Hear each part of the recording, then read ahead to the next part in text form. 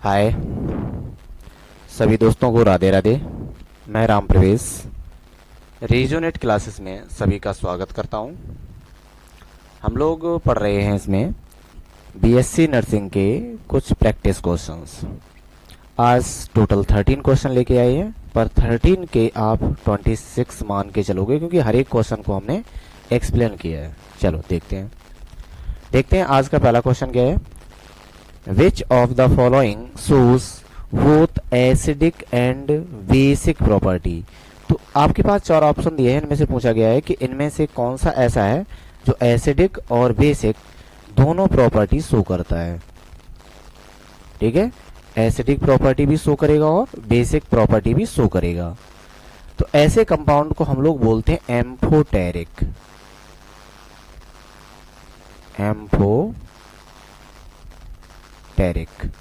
इनको क्या बोलते हैं? एम्फोटेरिक। अब ध्यान सुनो, देखो पहला दिया है आपका NaCl। NaCl आपका एक सॉल्ट है। ये क्या है? सॉल्ट है। हमसे क्या पूछा? एसिडिक और बेसिक। इसका मतलब ये हमारा आंसर नहीं है।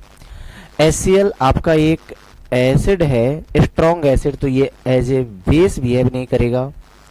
उसके बाद H2O के बाद दिया है एक NaOH। NaOH आपका स्ट्रॉन्ग बेस है, ये भी प्रॉपर्टी शो नहीं करेगा। तो एक ही ऑप्शन बचता है हमारा, वो कौन सा है आपका? वाटर। तो वाटर का मतलब है कि जब ये एसिड के साथ रिएक्ट करता है तो ये बेस की प्रॉपर्टी शो करेगा, और जब ये बेस के साथ रिएक्ट करता है तो ये एसिड की प्रॉपर्टी शो करता है। तो इसलिए इसको बोलते हैं amphoteric compound. The substance which have the ability to act both as acids and bases, मतलब जो एसिड और बेस दोनों की तरह रिएक्ट हो सके, ऐसे सब्सटेंस को हम लोग क्या बोलते हैं? एम्फोटेरिक बोलते हैं। ठीक है, उनको क्या बोलते हैं? एम्फोटेरिक। तो यहां पे इसकी हेडिंग भी लिख सकते हैं हम लोग, amphoteric. On reacting with acid, जब उनको अगर हम एसिड के साथ रिएक्ट करेंगे, the amphoteric substance will behave as a base, तो बेस जैसे बिहेव करेंगे। अगर हम इनको बेस से रिएक्ट कर दें तो ये कैसे बिहेव करेंगे? एसिड जैसा बिहेव करेंगे। तो मतलब है कि इनके अंदर दोनों नेचर आ जाते हैं, एसिडिक नेचर और बेसिक नेचर। ये किससे रिएक्ट करें उसके हिसाब से अपना नेचर चेंज करते हैं। एग्जाम्पल में हमारे पास वाटर दिया है, जिंक ऑक्साइड है और एल्यूमिनियम ऑक्साइड, ये आपके एम्फोटेरिक कंपाउंड होते हैं। चलिए नेक्स्ट क्वेश्चन देखते हैं। नेक्स्ट में दिया है कि what is the valency of nitrogen in ammonia. What is the valency of nitrogen in ammonia. तो अगर हम बात नाइट्रोजन की करें तो नाइट्रोजन का एटॉमिक नंबर होता है 7। कॉन्फ़िगरेशन करोगे तो अगर हम लोग ऑर्बिटल के हिसाब से चले तो 1s2 2s2 2p3, ये इलेक्ट्रॉनिक कॉन्फ़िगरेशन है। तो इसके पास इसका मतलब दो ही ऑर्बिटल दिए हैं, ऑर्बिट्स दिए हैं। कौन कौन से ऑर्बिट हैं? एक तो फर्स्ट है और एक है आपका सेकंड। तो फर्स्ट में 2 इलेक्ट्रॉन है और सेकंड में 5 इलेक्ट्रॉन है। तो क्वेश्चन ये होता है वैलेंसी होती क्या है। तो वैलेंसी का मतलब होता है number of electron in outer most orbit. Outer most orbit में कितने इलेक्ट्रॉन है वो हमारी वैलेंसी होती है। तो इसका मतलब यहाँ पे हमारे पास नाइट्रोजन में कितने आउटर मोस्ट इलेक्ट्रॉन है? 5। एक हम लोग 10 तक इलेक्ट्रॉनिक कॉन्फ़िगरेशन करते हैं पीरियोडिक टेबल के हिसाब से कि अगर हमारा एटॉमिक नंबर 7 है तो इसको हम लोग ब्रेक करते हैं 2,5 में। जो रियल में इलेक्ट्रॉनिक कॉन्फ़िगरेशन क्या होता था? 2, 8, 8, 18, 18, 32, 32, एक ये कॉन्फ़िगरेशन करते थे। तो उसके हिसाब से अगर हम चेक करें तो ये भी तब भी बाद में इलेक्ट्रॉन कितने मिल रहे हैं हमें? आउटर मोस्ट सेल में 5। तो इसका मतलब इसकी वैलेंसी कितनी हो जाएगी? 5 है। अगला क्वेश्चन देखते हैं। अगला क्वेश्चन दिया है कि which metal is stored under kerosene. तो केरोसिन में किसको स्टोर किया जाता है? तो वो चीज है। अब ध्यान सुनोगे, स्टोर हम लोग उसको करते हैं जो मॉइस्चर मतलब है H2O जो किसके फॉर्म में है, गैस के फॉर्म में है, और दूसरा ऑक्सीजन जो एयर है।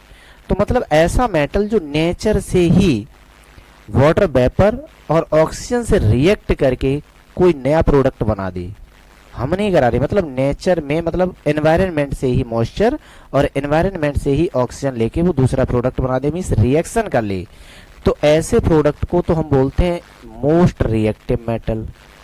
उनको क्या बोलते हैं, मोस्ट रिएक्टिव मेटल। और जो ऐसा नहीं करते हैं उनको तो हम बोलते हैं लीस्ट रिएक्टिव मेटल। तो वही पूछ रहा है कि इनमें से ऐसा क्यों है। तो जो मोस्ट रिएक्टिव मेटल हैं वो हमें वाटर वेपर और ऑक्सीजन से प्रोटेक्ट करने के लिए इनको केरोसिन में रखा जाता है, स्टोर किया जाता है। तो ऐसे स्टोर करने वाले कंपाउंड कौन से हैं, तो या तो पोटेशियम होगा, या सोडियम होगा, कैल्शियम होगा, मैग्नीशियम, एल्यूमिनियम, जिंक, इनमें से होगा। तो देखो पहला दिया है कैल्शियम। कैल्शियम से पहले हमें कौन मिल रहा है, सोडियम।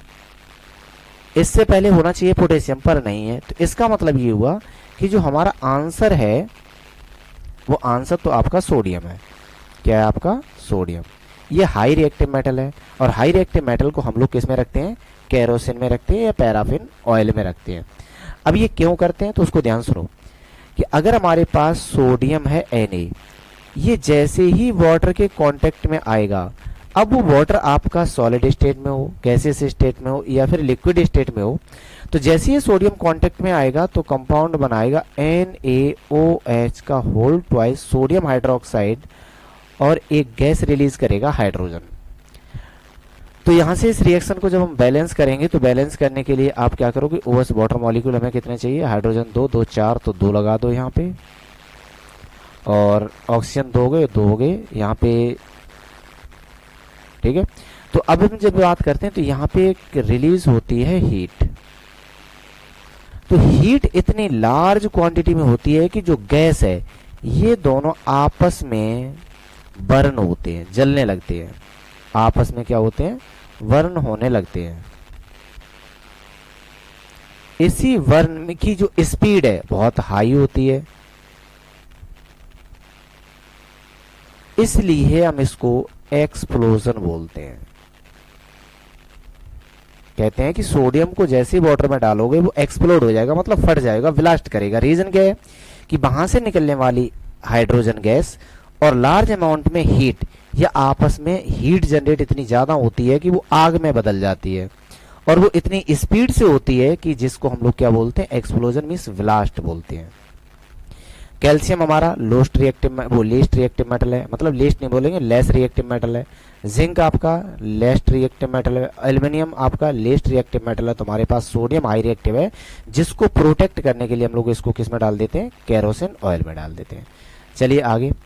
अब यहाँ पे कुछ बताया गया है कि यही चीज हम क्यों रखते हैं, कौन कौन से कंपाउंड वो एलिमेंट रखते हैं, तो उनको डिटेल से पढ़ते हैं। देखो हाईली रिएक्टिव मेटल्स कौन कौन से आते हैं, सोडियम है आपका, पोटेशियम है आपका, लिथियम है आपका, are stored in kerosene oil. किस में प्रोटेक्ट किए जाते हैं, केरोसिन ऑयल में। समटाइम्स मिनरल ऑयल में भी रख सकते हैं, to prevent them from reacting with moisture and oxygen in the air. मतलब जो एयर के अंदर मॉइस्चर है उससे बचाना है, और एयर के अंदर जो ऑक्सीजन है मुझे उससे बचाना है हाई रिएक्टिव मेटल को। अब दिया है reason for storing reactive metals in kerosene. इनको रखते क्यों है, क्या कारण दिया है, तो पहला पॉइंट क्या दिया है, prevents reaction with moisture, moisture से बचाना है, मतलब वाटर वेपर से बचाना है। These metals react violently with water, produce hydrogen gas and a lot of heat which can even cause fire, जिससे आग लग जाती है, जिसको हम लोग क्या बोलते हैं, एक्सप्लोजन, जो अभी हमने बताया। ये आपकी रिएक्शन हुई थी। पिछले वाले रिएक्शन में थोड़ा एरर हुआ है, वो ये है कि यहाँ पे OH नहीं है, मतलब OH है पर OH का होल ट्वाइस नहीं है, केवल NaOH है, इसलिए ये रिएक्शन बैलेंस नहीं हुई। चलो दोबारा लिख देते हैं। तो क्या था, NaH2 जैसे वाटर के कांटेक्ट में आएगा तो NaOH बनाएगा प्लस हाइड्रोजन गैस रिलीज हुई। तो इसको जब, और यहां से क्या रिलीज हुआ था, लार्ज अमाउंट में हीट रिलीज हुई थी।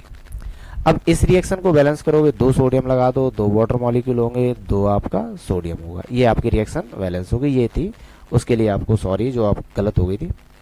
चलिए देखते हैं आगे दिया है, kerosene act as a barrier keeping water away from the metals. मतलब क्यों रखते हैं, क्योंकि ये बैरियर का वर्क करता है। मतलब है कि केरोसिन आपका बाहर की मॉइस्चर और बाहर की एयर को उस हाई रिएक्टिव मेटल, चाहे वो सोडियम हो, चाहे वो पोटेशियम हो या फिर लिथियम हो, वहां तक नहीं जाने देता है।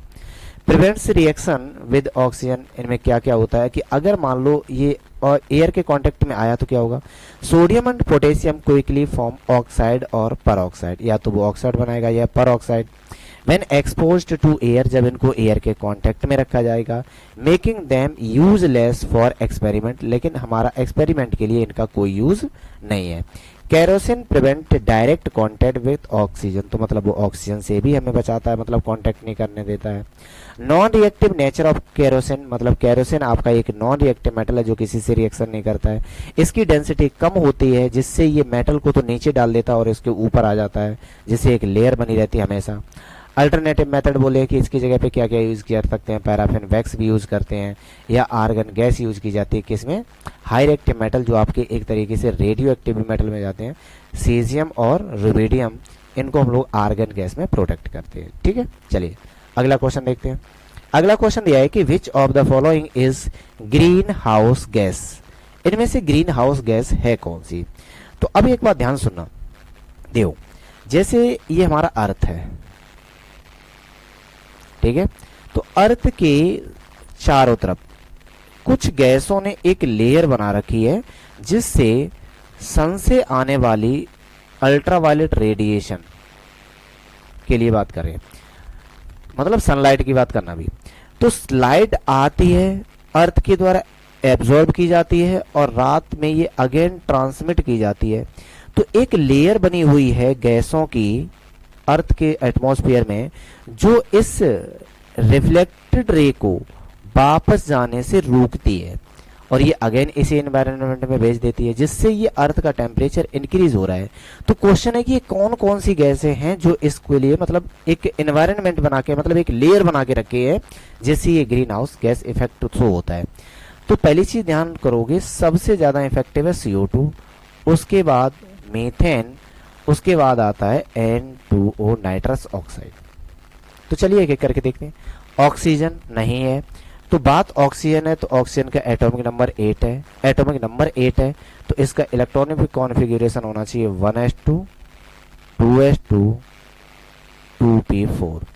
ऑक्सीजन का वेट 16 हम लोग लेके चलते हैं AMU, ठीक है। इसका एटॉमिक नंबर कितना है, एटॉमिक नंबर दैट इज 8, ठीक है। इतनी जानकारी हम बता रहे हैं किसके बारे में, ऑक्सीजन के बारे में। अगला दिया है नाइट्रोजन, नाइट्रोजन का सबको पता है, एटॉमिक नंबर कितना है 7, इसका सिंबल क्या दिया होता है N, तो इसको अगर रिप्रेजेंट करोगे तो इसको रिप्रेजेंट करेंगे N7 से। इसका कॉन्फ़िगरेशन करोगे 1s2 2s2 2p3। Hydrogen, hydrogen में हम लोग शुरू से पढ़ रहे हैं कि जो हाइड्रोजन है आपका फर्स्ट एलिमेंट है पीरियोडिक टेबल का, फर्स्ट एलिमेंट है, तो बात हाइड्रोजन की हो रही है, हाइड्रोजन। इसका सिंबल क्या है H। इसके पास आइसोटॉप्स हैं, आइसोटॉप्स, आइसोटॉप्स का मतलब होता है same atomic number but different atomic mass. Atomic mass different हो सकते हैं लेकिन होते हैं, लेकिन एटॉमिक नंबर कैसा होता है, सेम होता है। तो इसका मतलब ये हुआ कि जो हाइड्रोजन, हाइड्रोजन के पास 3 आइसोटॉप्स हैं, जिसको हम बोलते हैं प्रोटियम,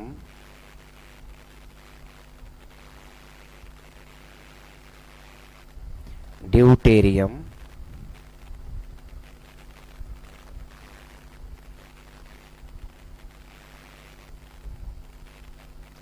ठीक है, प्रोटियम, ड्यूटेरियम और ट्रिटियम,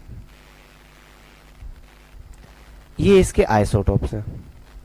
इसमें इलेक्ट्रॉन सब में एक एक होता है, प्रोटॉन सब में एक एक होता है, पर जो न्यूट्रॉन है इसमें 0, इसमें 1 और इसमें कितना होता है 2। तो इसमें प्रोटॉन की जो संख्या है वो आपके वो न्यूट्रॉन की संख्या प्रोटॉन से लगभग डबल है। तो इसका मतलब ये हुआ कि जो ट्रिटियम है ये आपका एक रेडियो एक्टिव मटेरियल है। कैसा है?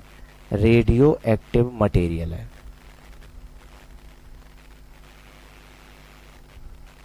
रेडियो एक्टिव मटेरियल, ठीक है।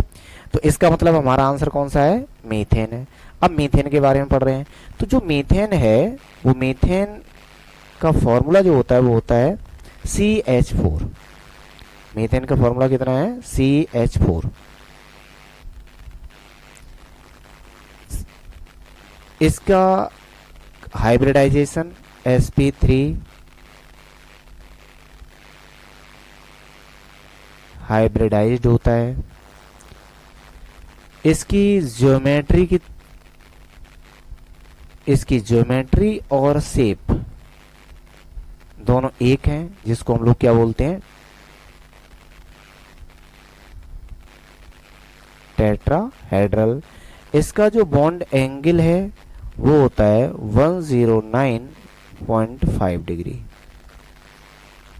तो इसका मतलब हमारा आंसर कौन सा है? मीथेन, जो एक ग्रीन हाउस गैस भी बोलते हैं। इसका मतलब ये है कि लेयर बना के ऊपर रखे जिससे हीट आती तो है पर अर्थ के द्वारा जब ट्रांसमिट की जाती है तो उसको वापस नहीं जाने देता है, जिससे एटमॉस्फेयर का टेम्परेचर कंटिन्यू बढ़ रहा है। चलिए इसमें कुछ फैक्ट दिए हैं उसको पढ़ते हैं। The green house gas effect is a natural process that warms the earth surface by trapping heat, उसको पकड़ लेता है in the atmosphere. It occurs when certain gas in the atmosphere called greenhouse gas absorb and re-emit infrared radiation या heat from the suns that would otherwise escape into space. This process helps maintain Earth's temperature at a level suitable for life. मतलब जो जरूरी भी है। अब इनके कुछ point दिए उनको पढ़ लेते हैं। तो पहला सोलर रेडिएशन। सोलर से आने वाली रेडिएशन के क्या होता है? The sun emit short wave radiation. अब ध्यान सुनना, एनर्जी का फॉर्मूला होता है hc/λ। तो इसका मतलब ये हुआ कि जो एनर्जी है वो इनवर्सली प्रोपोर्शनल हो जाएगी लैम्डा के। तो लैम्डा अगर कम है मतलब शॉर्ट वेवलेंथ है तो एनर्जी ज्यादा होगी। तो इसका मतलब है कि जो सन से आने वाली रेडिएशन होती है उनकी जो एनर्जी है वो बहुत ही ज्यादा होती है। और ज्यादा होती है तो कौन सी है? या तो वो विजुअल लाइट होगी या फिर अल्ट्रावायलेट रेडिएशन होगी। That passes through the atmosphere and warm the earth surface, जिससे अर्थ का सरफेस का टेम्परेचर बढ़ रहा है। हीट एमिशन, अब जब अर्थ एब्जॉर्ब करती है तो एब्जॉर्ब करने के बाद रात के समय इस हीट को रिलीज भी करती है। तो वही चीज लिखा है the earth absorb this energy and re-emits it as long wave, मतलब कम एनर्जी। तो वेवलेंथ जैसे भी बड़ी होगी तो इसकी एनर्जी कैसी हो जाएगी? कम हो जाएगी। Infrared radiation. Trapping of heat, अब जो हीट रिलीज कर रहा है ये अर्थ, उसको क्या करता है? जो ग्रीन हाउस ने एक लेयर बना के रखी है वो उसको वहां पे कैद कर लेता है, ट्रैप कर लेता है। वही चीज ग्रीन हाउस गैसेस कौन कौन सी हमने लिखी है? CO2, methane and water vapour absorb some of the this outgoing heat and redirect and re-radiate it back toward the surface, और उसको वापस अर्थ पे ही भेज देता है। कौन कौन सी गैसें दी है? कार्बन डाइऑक्साइड है, मीथेन है, N2O है, H2O। इनको एक बार पढ़ लेना क्या क्या दिया है। चलिए अगला क्वेश्चन देखते हैं। अगला क्वेश्चन दिया है केमिकल फॉर्मूला ऑफ क्विकलाइम। तो अगर ध्यान हो तो हमने एक रिएक्शन बताई थी कि हमारे पास CaCO3, इसको अगर हम लोग हीट करें हाई टेम्परेचर पर तो ये कन्वर्ट होता था CaO प्लस CO2 और ये गैस होती थी जो रिलीज हो जाती थी। इसमें जो आपका पहला कंपाउंड लिखा है CaO, जिसको बोलते हैं कैल्शियम कार्बोनेट, इसका नाम क्या है? कैल्शियम कार्बोनेट, ठीक है। इसको बोलते हैं लाइम स्टोन, कॉमन नेम में क्या बोलते हैं? Lime stone. जब इसको हाई टेम्परेचर पर हीट किया जाता है तो कार्बन डाइऑक्साइड गैस रिलीज होती है। उसके बाद जो बचता है इसको बोलते हैं हम लोग क्विक लाइम।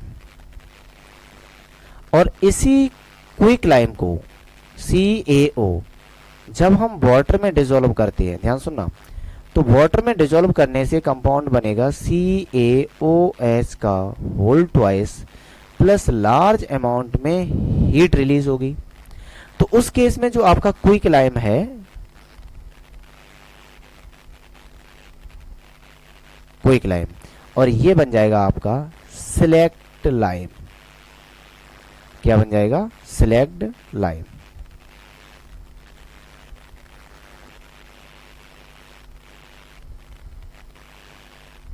Slaked lime.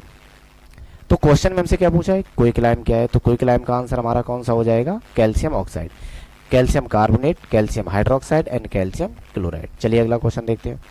अगला क्वेश्चन दिया है कि विच ion is present in acid.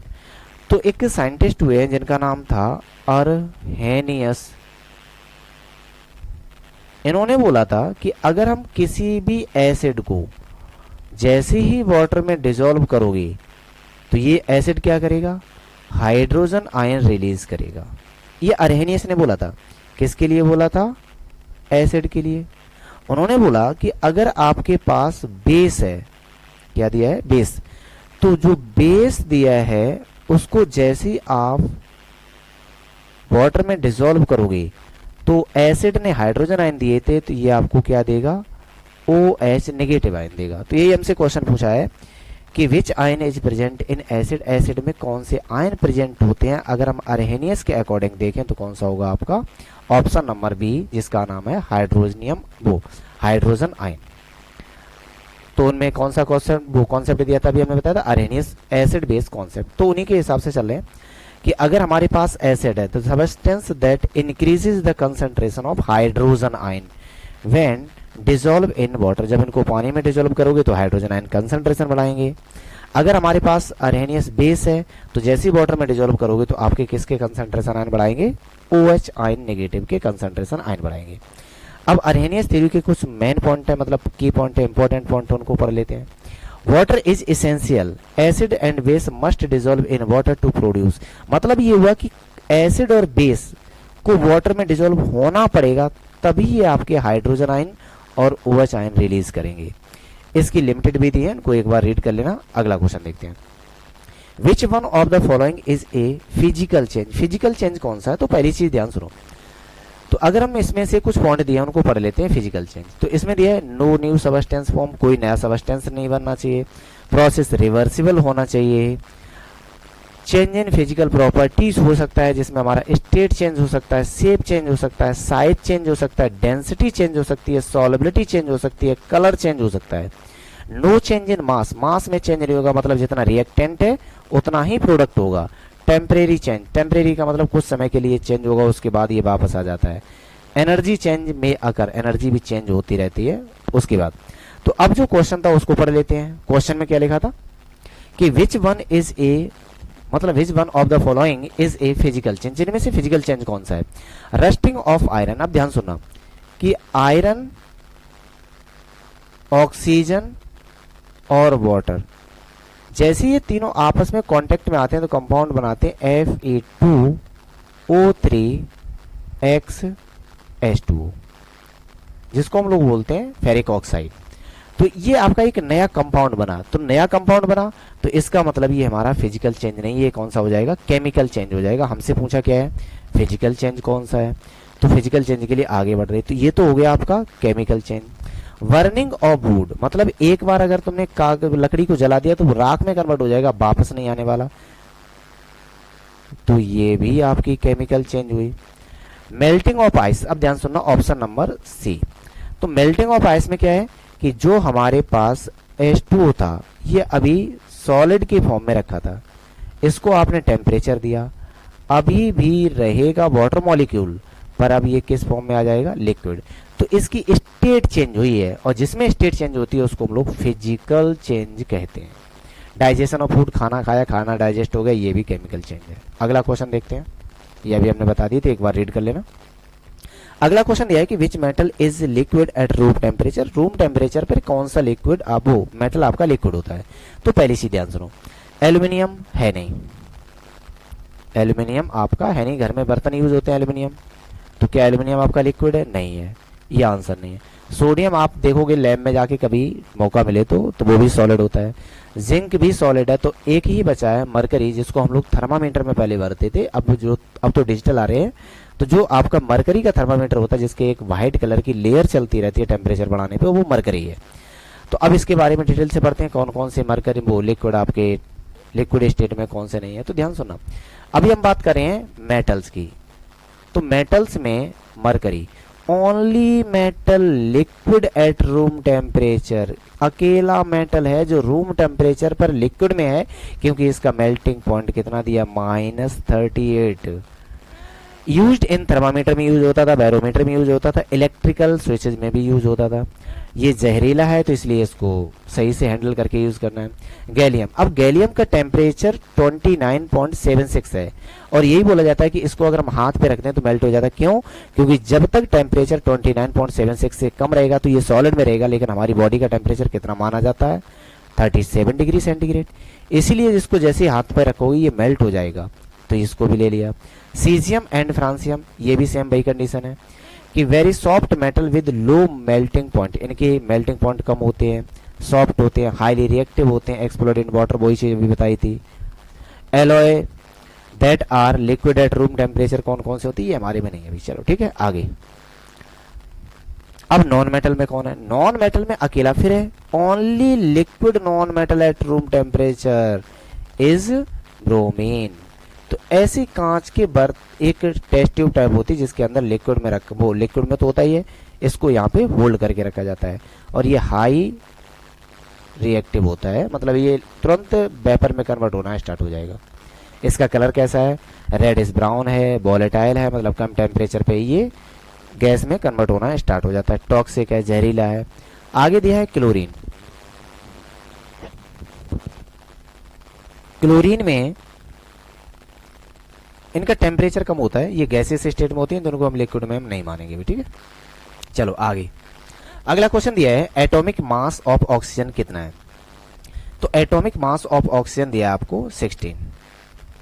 तो इसका मतलब है कि जो ऑक्सीजन है, ऑक्सीजन को अगर हम सिंबल के तौर पे रिप्रेजेंट करेंगे तो रिप्रेजेंट कैसे करोगे?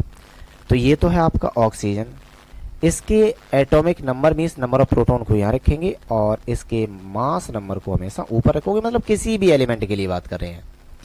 अगला question, what is the molecular formula of water. सबको पता है मॉलिक्यूलर फॉर्मूला ऑफ वाटर कितना होता है आपका H2O।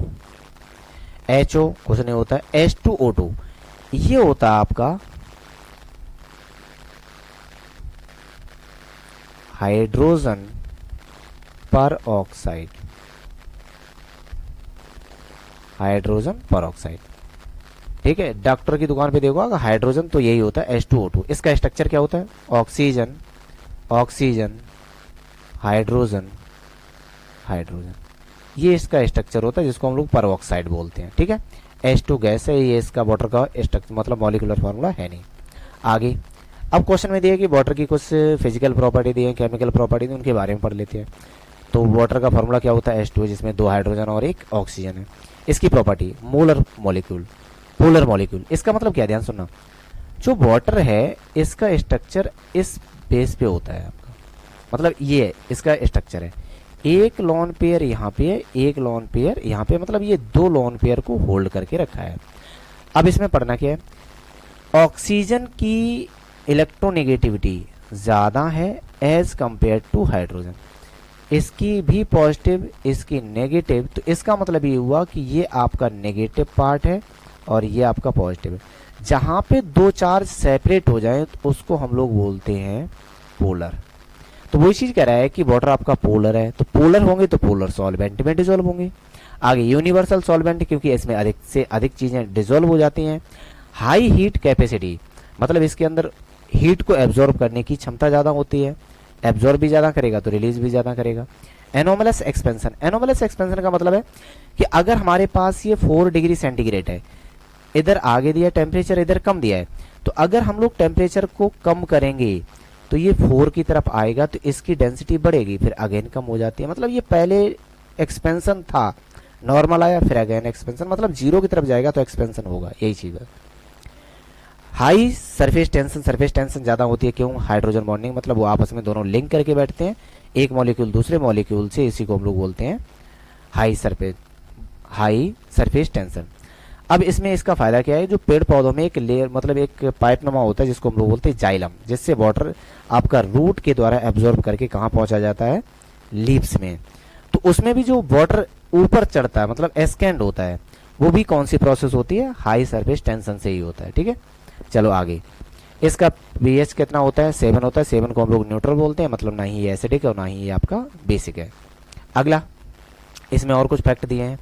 Only substance naturally found in 3 state, मतलब है कि पृथ्वी पर पाया जाने वाला अकेला ये सबस्टेंस है जो तीनों स्टेट में फ्रीली पाया जाता है। अब फ्रीली का मतलब ये सॉलिड में भी है,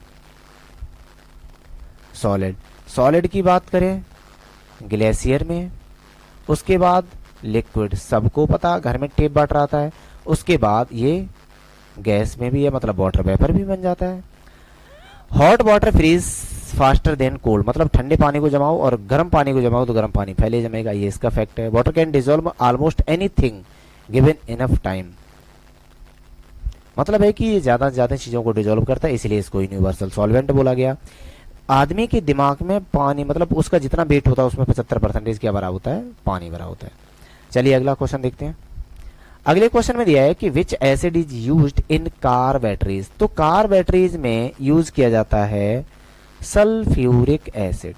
कौन सा एसिड यूज किया जाता है, सल्फ्यूरिक एसिड का फॉर्मूला है H2SO4। 11th में हम पढ़ते हैं, इसमें ऑक्सीडेशन स्टेट निकालते हैं, सल्फर की कितनी होती है, ऑक्सीजन की कितनी है, हाइड्रोजन की कितनी है। तो अगर हम इसका स्ट्रक्चर बनाएं तो इसका स्ट्रक्चर होता है sulphur double bond oxygen OH और OH, ये इसका स्ट्रक्चर है। ठीक है, तो ये हमारा आंसर था। नाइट्रिक एसिड होता नहीं, नाइट्रिक एसिड का फॉर्मूला होता है HNO3। एसिटिक एसिड का फॉर्मूला क्या होता है, CH3COOH। इसका फॉर्मूला होता है CH3COOH, एसिटिक एसिड। ये बीक एसिड है जिसको हम लोग खाते भी हैं चरका बना के। हाइड्रोक्लोरिक एसिड जिसका फॉर्मूला सबको पता होना चाहिए HCl। ठीक है, चलो अगला क्वेश्चन देखते हैं। हाँ, अब इसमें दिया है सल्फ्यूरिक एसिड के बारे में कुछ जानकारी, तो इसको एक एक करके देखते हैं। सल्फ्यूरिक एसिड में चाहे आप PH लगा के F पढ़ो चाहे F लगा दो, दोनों एक ही है। Is one of the most important industrial chemical, क्योंकि ये ज्यादा से ज्यादा चीजों में यूज होता है, इसलिए इसका नाम क्या हो जाता है, किंग ऑफ केमिकल्स। इसका फॉर्मूला क्या है, H2SO4। इसकी मोलर मास कितना है, 98। अपीयरेंस कैसा है, कलरलेस है, ऑयली लिक्विड है, और आगे की जानकारी आप पढ़ लोगे। चलिए अगला क्वेश्चन देखते हैं। अगला दिया है व्हाट इज रस्ट केमिकली, मतलब है केमिकल फॉर्म में रस्ट होता क्या, मतलब जंग क्या होती है। तो उसका फॉर्मूला तो है आपका Fe2O3XH2O। अब इसमें दिया है फेरिक हाइड्रोक्साइड, फेरिक क्लोराइड और फेरस सल्फेट, क्योंकि यहाँ पे जो आयरन है Fe, इसने +3 हटाई है, यहाँ पे भी कितनी है +3 और यहाँ पे कितनी है +2। तो जब आपका +3 ऑक्सीडेशन स्टेट में आए तो इसको पढ़ोगे फेरिक, और जब ये 2 ऑक्सीडेशन स्टेट में आए तो इसको पढ़ेंगे फेरस। ठीक है, चलो अगला क्वेश्चन देखते हैं। हाँ, वो चीज रस्ट के बारे में दिया, बनता कब है कि जब हम किसी भी आयरन के टुकड़े को किस में रखें, ऑक्सीजन और वाटर के कांटेक्ट में रखें, तो उस प्रोसेस से क्या होगा, रस्ट बनेगी, जिसको हम लोग कोरोजन बोलते हैं, जिससे कोई भी सबस्टेंस वीक होता है और ऊपर की लेयर हटती रहती है। अब क्वेश्चन दिया इसको बचाना कैसे, तो सीधी सी बात है, आप ऑक्सीजन और वाटर के कॉन्टेक्ट को ब्रेक कर दो। उसको ब्रेक करने के लिए बोलते हैं पेंट लगा दो, जैसे हमारे घर की छत पे रेलिंग लगी हो तो उसमें पेंट कर देते हैं कि इससे उसमें जंग ना लगे, मीन्स रस्ट ना लगे। कोटिंग विद प्लास्टिक और ग्रीस, चाहे ग्रीस लगा दो तब भी उसमें जंग नहीं लगती है। गैल्वनाइजेशन एक प्रोसेस होती है जिसमें हम लोग जिंक की लेयर चढ़ा देते हैं, जिससे जिंक आपका रस्ट हो जाएगा, कोरोजन हो जाएगा, लेकिन हमारा मेटल सेव हो जाएगा। उसके बाद यहाँ पे पढ़ोगे इलेक्ट्रोप्लेटिंग। इसमें क्या होता है, मतलब इलेक्ट्रिसिटी की हेल्प से एक मेटल पे दूसरे मेटल को एक लेयर चढ़ा दी जाती है, उसको बोलते हैं इलेक्ट्रोप्लेटिंग। अगला क्वेश्चन देखते हैं। अगला क्वेश्चन दिया है कि which metal is most reactive, तो सीधी सी बात है, मोस्ट रिएक्टिव में देखोगे तो पोटेशियम आपका सबसे ज्यादा रिएक्टिव, उसके बाद सोडियम, उसके बाद कैल्शियम, उसके बाद magnesium, aluminium, zinc, iron, lead, hydrogen, copper, mercury, silver, gold. तो इसमें पूछ रहा सबसे ज्यादा रिएक्टिव कौन है। तो पहली चीज ये ध्यान सुनो कि कॉपर, मरकरी, सिल्वर, गोल्ड ये तो रिएक्टिव है ही नहीं। तो कॉपर और गोल्ड दो तो हो ही नहीं सकती, या तो आयरन होगा या फिर पोटेशियम होगा। तो पोटेशियम सबसे आगे है, तो इसका मतलब हमारा आंसर कौन सा हो जाएगा, पोटेशियम आपका इस रिएक्टिविटी सीरीज के हिसाब से कैसे आया, आपका हाई रिएक्टिव है। चलो अगला, ठीक है। तो आज के लिए इतने ही क्वेश्चन। उम्मीद करते हैं कि ये आपको क्वेश्चन समझ में आए होंगे, वीडियो अच्छी लगी होगी। अगर आपको वीडियो अच्छी लगी है तो इस चैनल पे अगर आप नए हैं तो सब्सक्राइब कर लें, पहले से ज्वाइन है तो इसको बेल आइकन को प्रेस करके रखें, जिससे आने वाली वीडियो की